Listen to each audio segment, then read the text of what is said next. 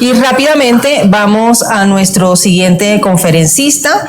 Damos la bienvenida al doctor Humberto Martínez, hematólogo vinculado con el Princess Margaret Cancer Center, la Universidad de Toronto en Canadá. Bienvenido a su casa, doctor. Lo hacía ya acá. Esperemos aquí la foto protocolaria con el doctor Sandoval. Bienvenido. Bueno, muchísimas gracias. Gracias por la invitación, doctora Yolima. Es un honor, un placer volverla a ver, como siempre en estos eventos. Y muy contento de ver viejos amigos y pacientes también, con quienes nos hemos encontrado el día de hoy, con quienes ya no nos veíamos pues hace un tiempito, pero bueno, próximamente volveremos a estar. Doctor José, muchísimas gracias también por haber acudido a este espacio, y pues por supuesto doctora Virginia y bueno, nuestros colegas. El día de hoy voy a hablar un poco de terapia celular. La parte en la que yo estoy, digamos, profundizando es en los linfomas y en el mieloma múltiple. Voy a tocar unos temas también de leucemias, un poco, digamos, para contextualizar, pero básicamente voy a presentarles algunos datos. Estos son mis conflictos de interés. Actualmente soy coinvestigador en el Princess Margaret, en algunos de los ensayos clínicos de estas terapias. Y bueno, básicamente contarles de ¿qué personas se pueden beneficiar de las terapias celulares? Hoy en día conocemos datos en leucemia linfoblástica aguda, en el linfoma no Hodgkin B difuso célula grande. El doctor Sandoval ya comentó algo, el linfoma de células del manto, el mieloma múltiple, en donde yo estoy profundizando muchísimo más, y algunos tumores sólidos están mostrando unos beneficios bastante importantes en términos de terapia celular, básicamente hoy en día en estudios. Tenemos que decir básicamente una cosa muy clara, y es que los tumores hematológicos están teniendo una supervivencia muy importante por encima de los tumores sólidos. Y estos datos son bien interesantes porque las terapias que hoy en día estamos utilizando en hematología están trasladándose a esas terapias que pueden, digamos, o que pueden hacerse también en los tumores sólidos. Y esto es muy importante porque desde la hematología oncológica se están liderando, digamos, unas terapias que pueden impactar también positivamente en los tumores sólidos. ¿Cuáles son los principios de la terapia celular? Todos los días estamos generando células de cáncer.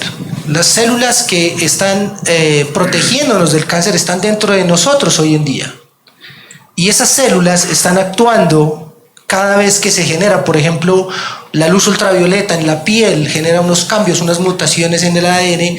Las células que nosotros tenemos de nuestro sistema inmunológico están previniendo que tengamos o que desarrollemos cáncer. Como vemos acá, estas células nuestras, que son las células T, atacan al tumor. Así como atacan al virus, por ejemplo, hoy en día que tenemos tan claramente el tema del COVID tan importantemente, pues digamos, nos ha afectado a todos de una manera superlativa. Y digamos que en este tema el sistema inmunológico no diferencia entre una célula tumoral o el virus. Él solo ataca y él trata de destruir todo lo que es ajeno al cuerpo. Entonces aquí tenemos el tumor, aquí tenemos el virus, y es capaz, digamos, esa célula T de unirse a ese tumor y acabarlo, o de unirse al virus y acabarlo.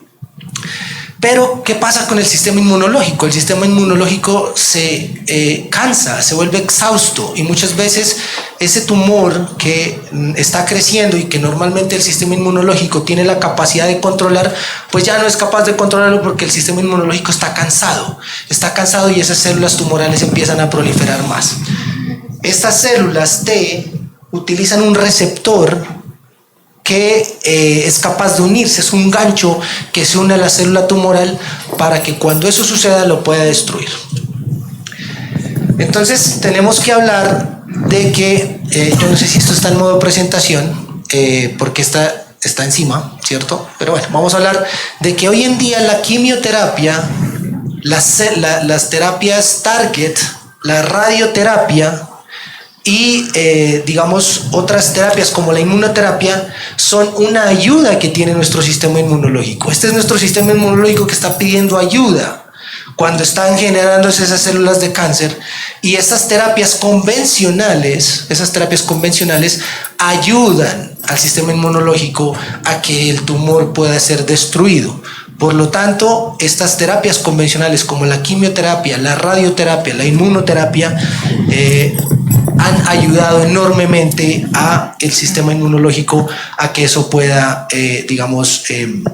mejorar. Entonces les comentaba, bueno, para retomar, porque esto es bien importante, el tratamiento convencional entonces tiene que ver con quimioterapia, terapia target, ¿cierto? Que hoy en día tenemos varias, ya el doctor Sandoval nos nombró varias, la radioterapia y bueno, digamos la inmunoterapia, intoxican al tumor intentando acabar con él en un 100%, muchas veces no se puede, y este es entonces nuestro sistema inmune, ¿cierto? Que está pidiendo ayuda porque ya se siente superado, ya no es capaz de controlar el tumor, y lo que hace la terapia convencional como la quimioterapia, la radioterapia, la inmunoterapia, pues es ayudarle, le está dando la mano.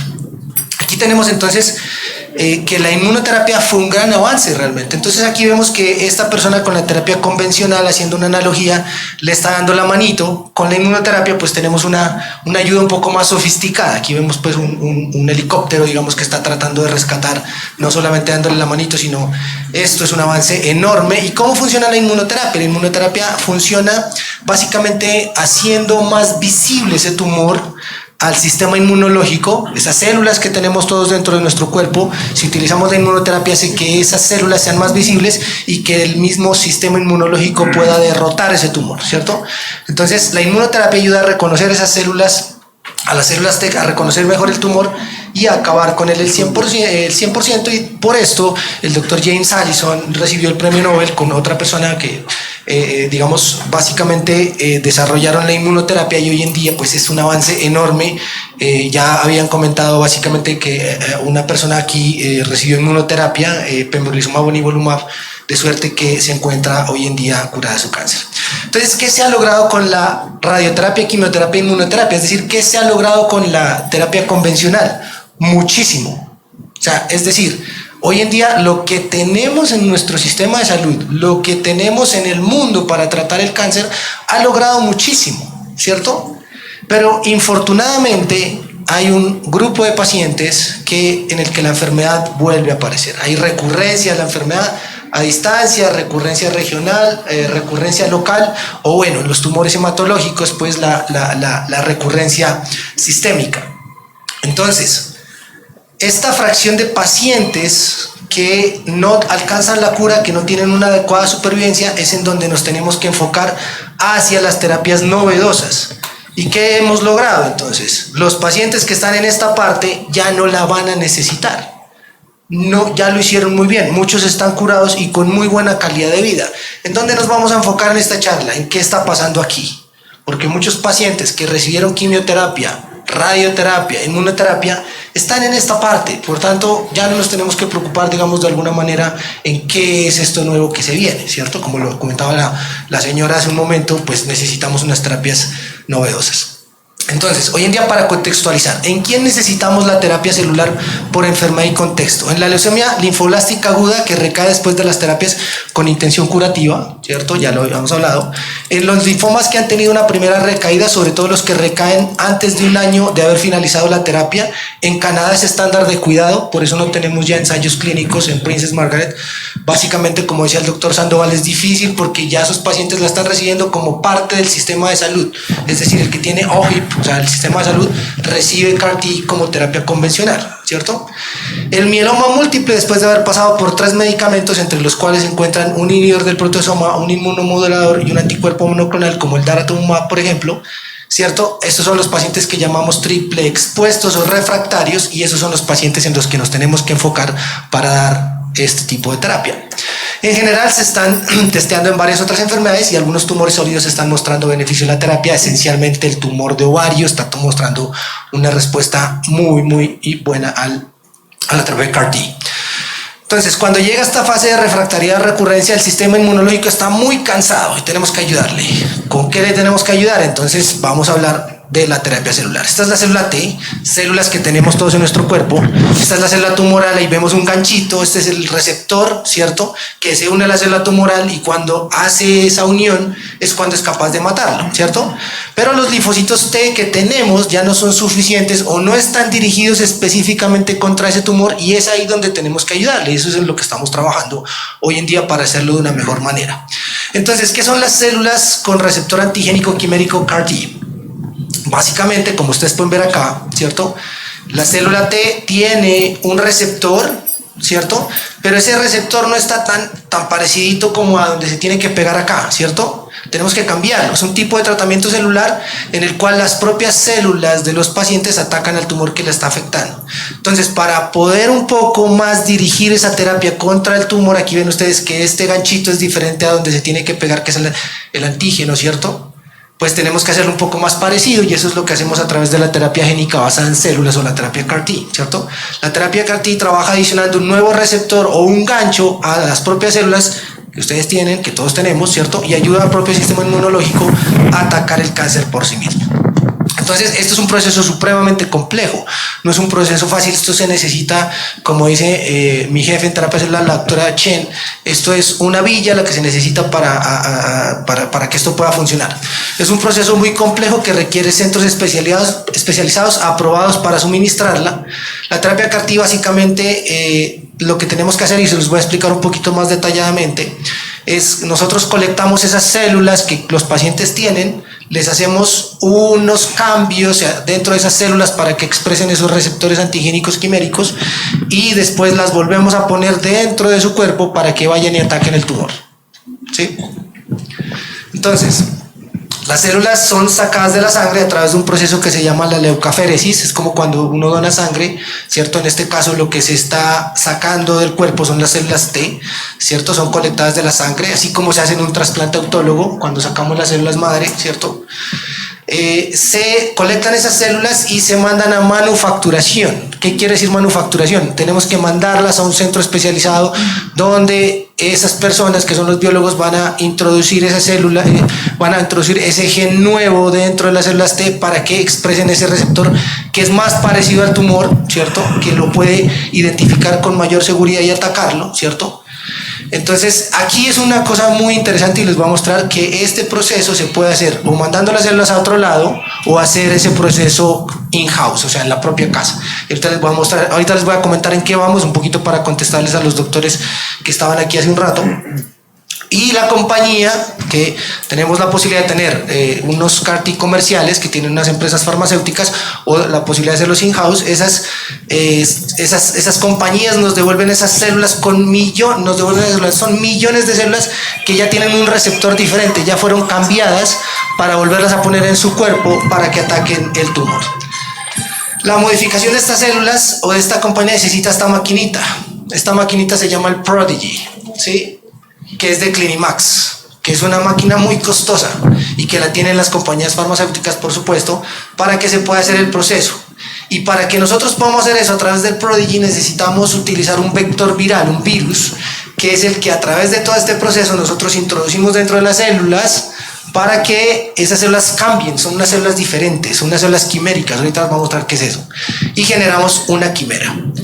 ¿Qué es una quimera? En la mitología griega era un monstruo de 3 cabezas, una de león, otra de macho cabrío y otra cabeza que salía del lomo y la última de dragón o serpiente.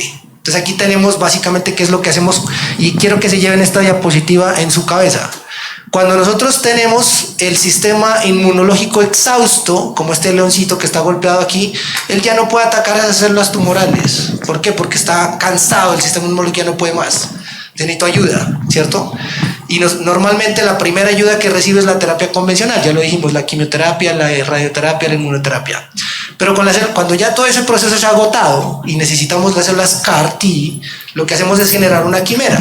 ¿Y ustedes creen que este monstruo que estamos generando es capaz de atacar estas células tumorales? Pues por supuesto, eso es lo que necesitamos hacer una quimera, ¿cierto? Para que este monstruo, ya no es un leoncito, ataque esa célula tumoral. Eso es lo que es una quimera, Susantino, un CAR-T. ¿Cuáles son los tipos de CAR-T? Son varios, no los voy a cansar con esto porque es un tema muy biológico, pero básicamente tenemos varias generaciones de CAR-T Hoy en día, como estaban diciendo aquí los doctores, estamos pensando en qué traer de CAR-T, ya el mundo va muy adelante, generando unos CAR-T mucho más complicados, ¿cierto? Pero los que tenemos básicamente son los de segunda generación, que tienen una cosa que se llama un dominio coestimulatorio, ¿cierto? Y un CD3Z aquí, que digamos son las que tenemos disponibles comercialmente. Y estos receptores son los que son capaces de pegarse al tumor. Entonces, básicamente este, que es el de segunda generación, es el que tenemos hoy en día en la mayoría de estudios. Cuando nosotros colectamos ya esas células, nosotros tenemos que ponerte una quimioterapia que se llama una quimioterapia de linfodepresión. Es como una quimioterapia, pero lo que estamos haciendo es básicamente generar un espacio para esas células CAR-T, porque claro, las células van a entrar y se van a encontrar con los linfocitos propios del paciente, que no están modificados. Necesitamos hacer un espacio, como barrerlos de ahí, quitarlos y decirles, venga, necesitamos espaciecito para que entren las células CAR, ¿cierto? Entonces ponemos una quimioterapia que generalmente son 3 días, con 2 medicamentos, fludarabina y ciclofosfamida. Y después de que se genera la linfodepresión, básicamente devolvemos las células a su cuerpo, ¿sí? Y esas células entonces arrancan a atacar el tumor inmediatamente. Entonces, esto es lo que sucede cuando ya ponemos las celulitas dentro de su cuerpo. Esta es la célula tumor, ¿cierto? Esta es la célula CAR-T, ¿cierto? Esta es la célula, este es el antígeno, el receptor antigénico quimérico que tenemos que meter en la célula. Ahí ya lo metimos a través de qué maquinita, el Prodigy de Clinimax. Hay varias otras, pero eso es lo que tenemos que hacer. Se pega y la destruye. Sencillo, ¿cierto? No es tan sencillo, pero es básicamente el principio. Entonces, retomando los pasos. Colecta células del cuerpo, manufacturación in-house, ¿cierto? Puede haber una terapia puente. Muchas veces los estudios clínicos, cuando es a través de estudios clínicos, no nos permiten poner terapias puente, porque pues lo que se necesita testear es la efectividad del CAR, pero cuando la terapia ya es aprobada, nosotros les podemos poner otra quimioterapia mientras llegan las células, como para, digamos, tratar un poquito el tumor. La terapia de linfodepresión para hacer espacio a las nuevas células CAR, la infusión de las células CAR, el seguimiento a 30 días, que es como la parte de mayor complicación, y el seguimiento a largo plazo. El seguimiento a corto plazo, los primeros 30 días, las CAR empiezan a atacar el tumor, ¿cierto? Pueden destruir algunas células normales, y aquí es donde viene una cosa complicadísima, que es lo que nos da más dolores de cabeza y por lo que nos llaman a cada rato a ver los pacientes, que es el síndrome de liberación de citoquinas. Lo estaba pensando en inglés. Es el síndrome de liberación de citoquinas, y el otro es el ICANS, que es una neurotoxicidad, ¿cierto? Entonces, esto es lo que causa más daño, digamos, inicialmente, y necesitamos ir a la par, porque como esto lo vamos a tener, y no lo veo tan lejos en el país, yo tengo la esperanza de que lo vamos a tener no tan lejos, vamos a tener que ir aprobando terapias para tratar las complicaciones de CAR-T, ¿cierto? Como en los medicamentos como el tocilizumab o el anakinra. Entonces, sería muy difícil que ya tengamos CAR y que no tengamos lo que se utiliza para tratar las complicaciones de la terapia. Entonces, tenemos que ir pensando a la par en eso. Y lo más interesante de todo es que solamente se recibe una infusión. Es muy parecido al trasplante. Se recibe la infusión y si funcionó, funcionó, y ya hasta ahí llegamos. Pues obviamente tenemos que básicamente tratar las complicaciones, que son las complicaciones a largo plazo. Normalmente para la infusión nosotros los hospitalizamos 7 a 14 días, que es en donde existe más riesgo de CRS o de ICANS, del síndrome de liberación de citoquinas. Los pacientes pueden retomar las actividades, el seguimiento periódico, sobre todo para detectar las complicaciones como las citopenias, porque estos pacientes se bajan mucho de células, plaquetas, la hemoglobina, pero nosotros les podemos dar soporte para que eso incremente. Vigilancia de infecciones. Infortunadamente se producen infecciones porque las células T pues las hemos linfodepletado. Bueno, digamos que las células T están dedicadas a tratar el tumor, y por el otro lado pues se puede generar infecciones porque dejamos de atacar las infecciones, pero eso se puede controlar. Y pues una potencial recurrencia, ¿no? Básicamente. Entonces vamos a hablar un poco de los beneficios, ¿cierto? En la leucemia linfoblástica aguda, ¿cierto? Como decía el doctor Sandoval, pues básicamente esta es la curvita de los pacientes que utilizan terapia CAR-T en términos de supervivencia global. Y esta es los pacientes que tienen terapia, digamos, otros tipos de terapia, como el blinatumomab o otras terapias, digamos, que son convencionales. Entonces, esto ya se demostró a través de un ensayo clínico que la terapia CAR sirve, y por eso es que tiene aprobación. Por eso es que ya en Estados Unidos, por ejemplo, no pueden ingresar pacientes a ensayos clínicos, porque esto ya es un standard of care, o sea, es decir, ya es terapia aprobada, ¿no? En el linfoma, estos son los datos del SUMA 7 de Axicel versus Standard of Care, y hoy en día podemos decir que los pacientes en la primera recaída y sobre todo cuando recaen antes de un año, la mejor terapia que pueden recibir es la terapia CAR-T.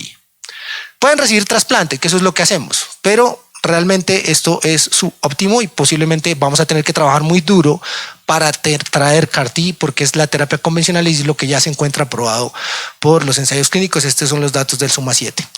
Y lo más lindo de todo, que es el mieloma múltiple, es este ensayo, este estudio que fue presentado por la doctora María Victoria Mateos en el pasado ASH, que es uno de los encuentros de hematología más grandes, en el que se comparan los datos de CARTITUDE-1, que es el ensayo clínico de Cilta-Cel, contra la terapia convencional en mieloma múltiple después de haber recaído a 3 líneas de terapia.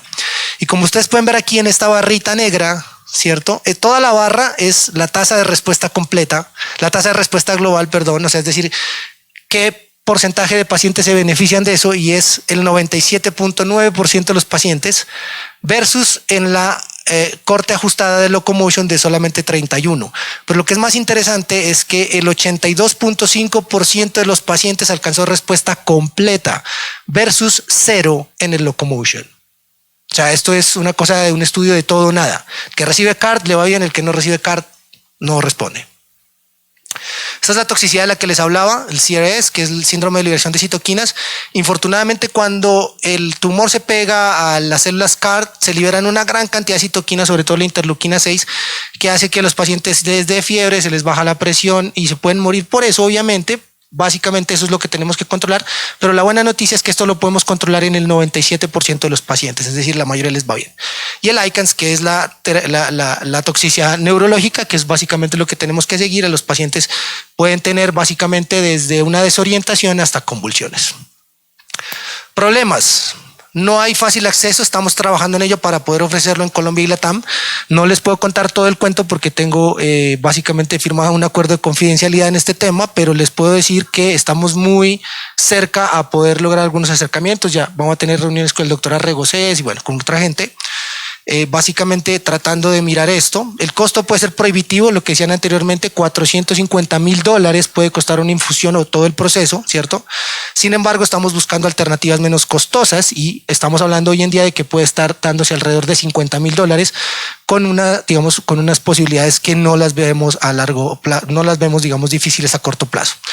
Dada su efectividad, se requiere testear en etapas más tempranas. Hoy en día lo que estamos moviéndonos no es a dar esto porque esto ya se demostró que sirve.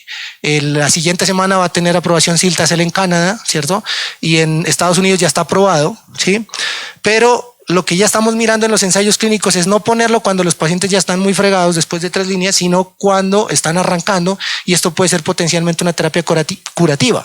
En vez de darle trasplante autólogo, lo que les vamos a dar es terapia CAR-T y posiblemente esos pacientes no van a volver a necesitar nunca más terapia. Posiblemente porque eso es un ensayo clínico que se llama el CARTITUDE-5 y otro que se llama el CARTITUDE-6, básicamente, que son los dos ensayos en los que vamos a testear.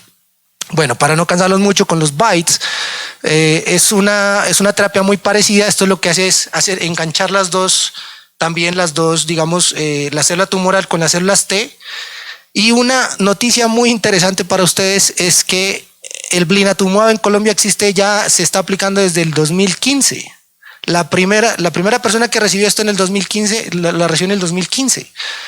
Hace poco hablaba yo con un colega de Uruguay y decía, estoy muy contento porque goteamos el primer blinatumomab. Nosotros ya lo tenemos desde el 2015, es decir, la experiencia con BiTEs ya existe en Colombia, ¿sí? Lo que tenemos es que adaptar un poco. El BiTE, pues básicamente es esta moleculita que une la célula tumoral con la célula T y también produce, digamos, las mismas complicaciones, el CRS y el ICANS. Pero lo que es interesante es que el blinatumomab es mejor que la quimioterapia convencional, ¿cierto? Hay que obviamente definir los pacientes que son candidatos a esto, porque esencialmente los pacientes pueden volver a tener la enfermedad y necesitarían otro tipo de terapias. Pero hoy en día tenemos, por ejemplo, para linfomas el blinatumomab, en el que la dosis es un poco más alta, es de 60 microgramos, no es tan chiquita, es por eso que hacen más CRS. Y tenemos básicamente estos otros, digamos, BiTEs. Para hablarles un poco del BLINA y en linfoma, bueno, el doctor Sandoval ya lo comentó, pero tenemos unas respuestas completas bastante buenas después de unos escenarios clínicos un poco más complicados, en el que la dosis pues es un poquito más alta que lo que hacemos en la leucemia linfoblástica aguda, y aquí podemos ver que cuando los pacientes reciben 60 les va pues digamos bien en términos de supervivencia global. Aquí les vemos la supervivencia libre de progresión y la supervivencia libre de tratamiento. Y en el mieloma múltiple, entonces, bueno, para acortarles ya, digamos, el cuento, porque ya me están mostrando la tablita del tiempo, tenemos 5 básicamente grandes. Hay muchos bytes. O sea, hoy en día, y CAR-T tenemos muchos CAR-T. O sea, básicamente no es solamente el Cilta-cel y el ID-cel, sino hay muchos CAR-T que se están testeando y que pueden llegar a ser mucho más baratos. Y eso es en lo que les comentaba que estamos trabajando, y que el proceso de manufactura no es tan largo, porque el proceso de manufactura puede tardar hasta un mes. En el mieloma múltiple estamos testeando esto, que son los BiTEs, que es el teclistamab, el ranatamab, el BiTE de Amgen, el talquetamab y el cebostamab. En esto estamos haciendo un ensayo clínico en Princess Margaret combinando belantamab con cebostamab, y las respuestas, digamos, que esperamos van a ser o serían altas porque estamos combinando dos mecanismos. El tema es que no es una única infusión, es un tratamiento que es por ciclos y no es una infusión continua. Entonces, el hecho de que nosotros demos la terapia como de una sola hace que los pacientes se compliquen más, porque, por ejemplo, en la leucemia linfoblástica aguda, nosotros ponemos la terapia y cuando el paciente empieza a hacer CRS o alguna otra complicación, paramos la infusión y ponemos líquidos, esteroides, alguna cosa, y los pacientes mejoran. En esto no, porque las dosis son un poco más altas, la infusión es única y los pacientes pueden llegar a tener, digamos, complicaciones. Para hablarles un poquito del Majestic, este es la tasa de respuesta global del 62%, los beneficios se trasladan en supervivencia. Estos son los datos del ranatamab. Como les comentaba el doctor Sandoval, esto está en estudios. O sea, aquí sí se pudiera acceder a estudios clínicos si se encuentra un slot, o sea, un espacio para el estudio, ¿cierto? Pero en lo que vemos hasta donde vamos analizando es que las respuestas son bastante buenas, de hasta 83 o 70%, digamos, de pronto va bajando un poquito la dosis. Este es talquetamab, 65 a 67% de respuesta, ¿cierto? Y lo más importante aquí es esperar a ver qué pasa con esas respuestas que logramos, porque lo más importante es que esa respuesta sea duradera en el tiempo, y eso estamos un poquito temprano para mostrar esas duraciones de la respuesta. Y este es uno de los que más me gusta, que es el cebostamab, que tiene un mecanismo de acción diferente a atacar el antígeno de maduración de la célula B, y esto se va a poder combinar con otros medicamentos. Es bastante activo, ¿cierto? La mediana duración de la respuesta para toda la corte es casi de un año. Cuando esos pacientes ya no tienen sino 4 a 5 meses de supervivencia, les podemos mejorar. Es en lo que llevamos analizando. Complicaciones también, CRS and ICANS, la fase de estudio y seguimiento. Nosotros lo que tenemos es que mirar en las sábanas todos los días que el paciente, pues digamos, no vaya alterando sus parámetros, la PCR, la ferritina, etcétera. Los pacientes tienen que escribir una frase, porque ahí nosotros, digamos, identificamos rápidamente si la frase el paciente la cambia o tiene una grafología diferente, quiere decir que está arrancando un ICANS tempranamente. Y digamos, neurológicamente, por ejemplo, nosotros siempre les preguntamos que cuenten de 100 para atrás. Paciente antes de la infusión, 100 para atrás, 100, 90, 80, 70. Cuando el paciente empieza a perder esa capacidad es que está desarrollando toxicidad neurológica y actuar tempranamente. Infecciones que llevan a suspensión de la terapia. Por supuesto, tenemos pacientes en los estudios con BiTEs que han tenido que suspender la terapia hasta por 4 o 5 meses. Sin embargo, lo que vemos es que conservan la respuesta y cada uno tiene sus reacciones adversas características. Por ejemplo, lo que más reportan los pacientes con talquetamab es disgeusia, es decir, no pueden tragar. Entonces es muy importante también tener básicamente conectadas a gente que pueda manejar esas complicaciones. ¿Hay esperanza? Sí. Yo creo que no estamos lejos de tener terapia celular en el país. Esa es mi percepción. Hay que trabajar fuerte en eso. Tenemos que unirnos todas las personas que tenemos, digamos, este interés. Y es muy posible que esto no tarde demasiado. Hay que trabajar para que el costo no sea prohibitivo, porque básicamente cuando estamos hablando de los CAR-T comerciales, estamos hablando de $500,000 y eso es prohibitivo. Tenemos que trabajar en terapias poco menos costosas y también, como decía el doctor Sandoval, poder enrolar a los pacientes en ensayos clínicos cuando los tengamos. Muchísimas gracias. Gracias, doctor. Tenemos espacio para una pregunta pequeña, por favor, dentro del público, una pregunta. Bueno, muchas gracias. Muchas gracias, doctor. Sí, levantaron la mano, perdón.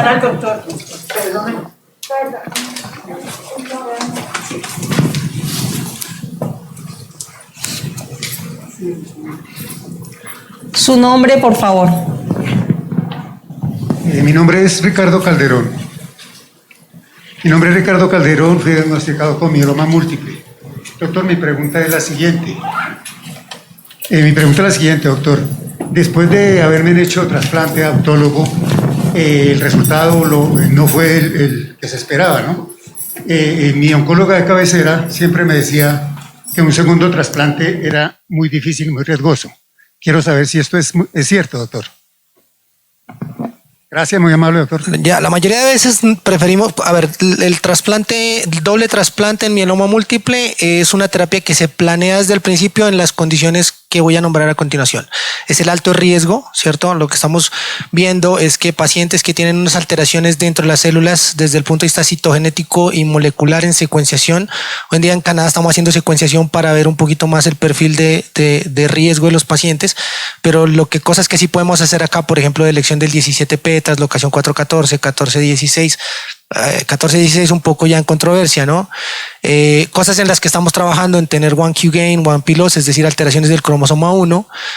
Cuando encontramos esto, algunos estudios han mostrado que hacer trasplante en tándem, planeado desde el principio, puede superar esa barrera. Yo tengo algunas consideraciones ahí, creo que no es necesario siempre y cuando el paciente recibe una terapia, digamos, al principio bastante efectiva, ¿cierto? Tenemos unos estudios, el del doctor Cabo en Italia, el Estamina, pero digamos que eso es una consideración. Ahora, trasplante de rescate, es decir, cuando no se planea desde el principio, se puede hacer siempre y cuando el beneficio del primer trasplante haya sido bueno. Ahora, en esto hay diferencias, ¿cierto? Es decir, hay diferencias en las aproximaciones, hay varios grupos, pero lo que yo diría en términos generales es si el beneficio del trasplante más mantenimiento, o sea, si el paciente recibió mantenimiento, el beneficio del trasplante duró al menos 3 a 4 años, es posible pensar en suministrar otro trasplante. Ahora, ¿cuál es la consideración? Que esto puede llegar a ser, digamos, riesgoso. Es muy claro que esto puede, digamos, complicar cosas, ¿cierto? Que pasaron antes, pero básicamente si uno sopesa que el riesgo es menor que los beneficios en términos de que el primer trasplante le dio un gran beneficio al paciente, es una opción. Ahora, tenemos unas opciones muy buenas hoy en día que están por fuera del trasplante. Entonces, terapias de rescate que están mostrando unas supervivencias mejor tal vez que lo que se puede lograr con un segundo trasplante. Estamos hablando de protocolos como el Pollux, por ejemplo, con daratumumab en lenalidomida. Estamos mirando otros protocolos, por ejemplo, con anticuerpos monoclonales combinados con otras moléculas. Entonces, digamos que en ese entendido veo yo que el análisis está bien, no nos vamos a beneficiar mucho del segundo trasplante, ofrezcamos mejor una terapia novedosa, digamos entre comillas, que logre beneficiar básicamente tanto como lo hubiera logrado un segundo trasplante o más. Doctor Humberto, hay una pregunta aquí de uno de los pacientes que está conectado virtualmente. Dice, fui paciente suyo en cancerología con mieloma múltiple y tuve un trasplante de médula ósea, tuve quimioterapia desde entonces y ahora con plasmocitomas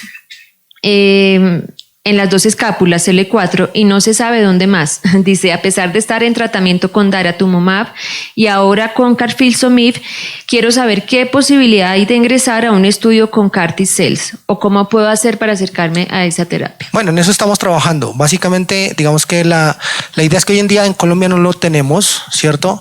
Está aprobado. La idea, por ejemplo, sería entrar a un estudio con BiTEs, que me parece una muy buena opción, ¿cierto? Pero pues obviamente eso tampoco lo tenemos. Vamos a trabajar también para traerlos.